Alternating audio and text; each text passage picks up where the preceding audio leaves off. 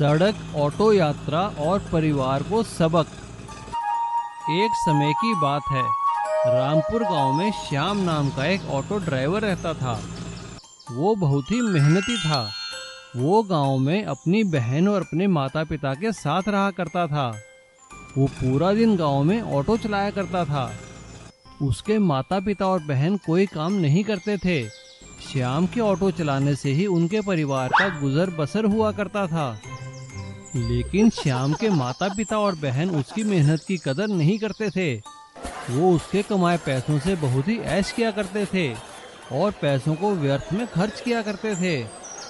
ये देखकर श्याम बहुत दुखी होता था और अपने परिवार वालों को समझाता था कि पैसों को ऐसे व्यर्थ में खर्च ना करें।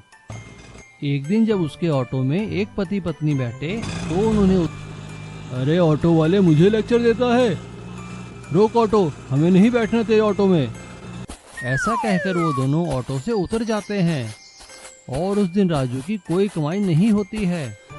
वो बहुत दुखी होता है। एक तो घर वालों से परेशान था, ऊपर से सवारियां भी ऐसी मिल रही थी। वो बड़े दुखी मन से घर जाता है। घर जाकर देखता है तो उसके माँ बाप और बहन उससे नाराज बैठे थे, क्योंकि उसकी बहन ने उसको सवारियों से लड़ते हुए देख लिया था। उन सभी को ऐसे बैठे देखकर श्याम ने उनसे पूछा, अरे क्या हुआ माँ, पिताजी, बहन, आप ऐसे मुंह लटकाकर क्यों बैठे हो?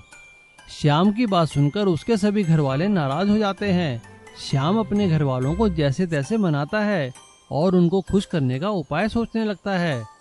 अगले दिन वो अपने ऑटो में बड़े टायर लगाकर आता है और सभी से कहता है, माँ, पिताजी, बहन, चलो सभी अपने कपड़े पैक करो, हम लोग ऑटो से मनाली घूमने जाएंगे। श्याम के परिवार वाले खुश हो जाते हैं और वो ऑटो में बैठकर मनाली घूमने के लिए निकल जाते हैं। गांव से बाहर निकलने के बाद जैसे ही वो नदी के पास पहुंचते हैं तो उसके पिताजी उससे कहते हैं, अरे श्याम, नदी तक तो आ गए, नदी कैसे पार करोगे भाई? अरे पिताजी, आप फिक्र मत कीजिए, मेरे ऑटो में बड़े टायर लगे हैं, मैं इससे नदी पार कर लूंगा। अरे श्याम, ये तुम क्या कर रहे हो? हमें मारना चाहते हो क्या? नहीं माँ, मैं तुम्हें कैसे मार सकता हूँ? आप लोगों की ही जिद थी ना घूमने की, चलो मैं आपको घुमा रहा हूँ। श्याम के परिवार वालों को अपनी गलती का एहसास हो जाता है और उसे वचन देते हैं कि अब कभी पैसा व्यर्थ में खर्च नहीं करेंगे। श्याम खुश हो जाता है क्योंकि उसकी योजना कामयाब हो गई थी। वो